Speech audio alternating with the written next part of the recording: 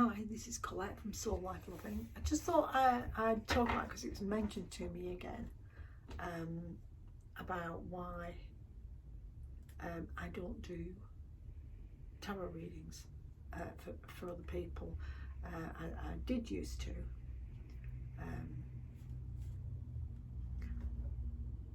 But what they show me, I'm sometimes unable to say. Things that I see are not always, and I know they won't be because they haven't been accepted. And even though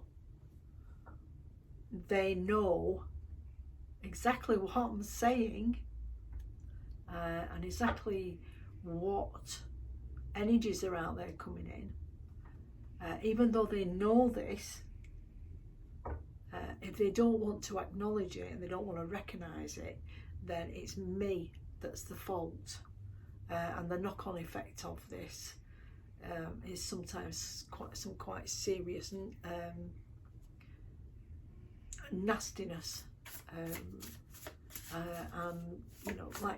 that sort of fidgeting, malicious rumory things going round about what I've said, and the misrepresentation of what I've showed them, and this has become a problem. So this is why I don't do readings for people anymore. So if there's anybody out there watching this that does know me and that is aware of it, that's why I only do readings for me now. And it's a great way, I've found, of pictorially explaining what I intuitively know, and for me it's a reinforcement tool, because it will show me in pictures, because I kind of gone through an understanding, a deep understanding about something. Like, I don't know if it happens with you, but sometimes I'm switched around so that I can see it exactly from their viewpoint with how they feel about me and where that's coming from. Eye-opening. And because of that, it's been a great way of showing me what the lesson actually means, because the nuances of the lesson that I'm learning when that happens, they drop in a sentence sometimes at a time, a repetitive song, seeing a repeated image, like a vision image, a repeated image, that I have to acknowledge, and this means I have to find the time to think about it and talk to myself about it and work it out. And the plus side of putting that amount of effort in, because somebody once said to me, oh, I can't be bothered with all that, making myself a better person and finding myself and all that one.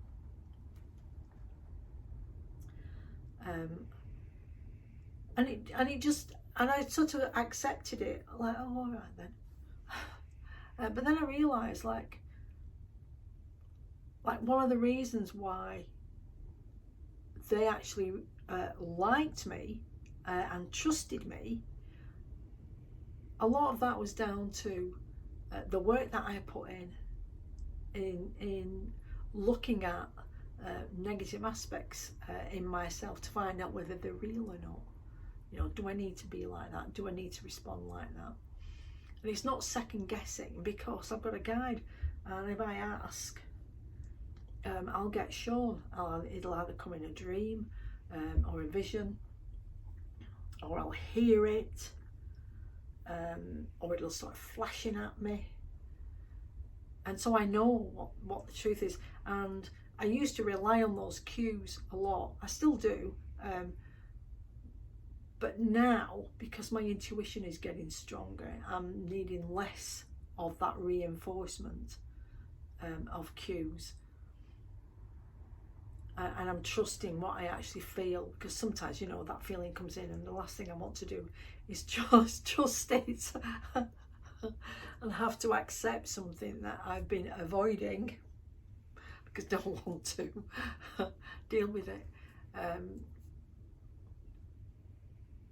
But I didn't want to get like strident about it, and I didn't want to get cold about it. I wanted to keep the warmth in me. I didn't want to be that right fuck off kind of person,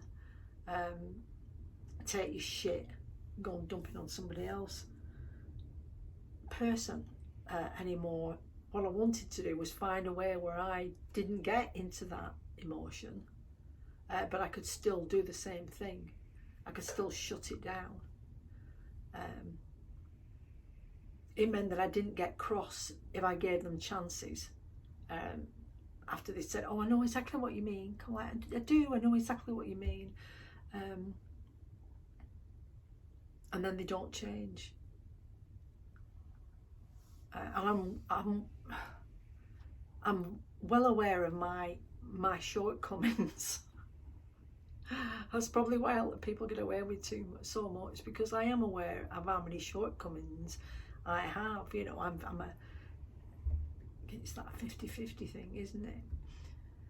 But the goal is to bump it up to 75-25. It's not to leave it at 50-50 and go, well, it could go either way. I want to know which way it's going, and I'd rather it went that quieter, more peaceful way than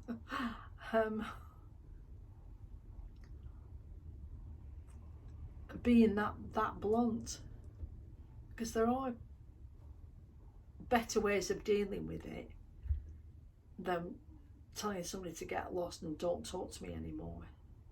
I can just remove my energy from it back into me. They don't get anything, and they're well aware of that. They might fight against it because it's, you know, it's empowering for them owning somebody and having them doing for them. It's just not empowering for me. So empowerment means not losing energy to people who, when you overhear them and they don't know you're there, are throwing your spirit under the bus and slagging you off and laughing at your mannerisms and blah blah blah, and then the next text message, you know, they're asking for help. So keeping that, I don't want it in balance. I want it to be working more for me than anybody else, because then I become that observer more, and I can gauge what I want to put my energy into instead of just reacting to what they want all the time, because I'm too knackered now to be bloody bothered. So I have to curb it. I'm like an old battery, an old phone battery. You know, it has a full charge, it drains really, really quick. You plug it in and it takes 3 hours before it slowly trickle charges its way back up. So time management, energy management, emotion management has allowed me a lot of freedom to just be myself and relax. Because when I'm doing all that and I'm reacting to all that, I am not in a state of peace and I'm not relaxed, and it takes a huge toll, stress toll on my body, which I'm not prepared to do anymore. So see you next time.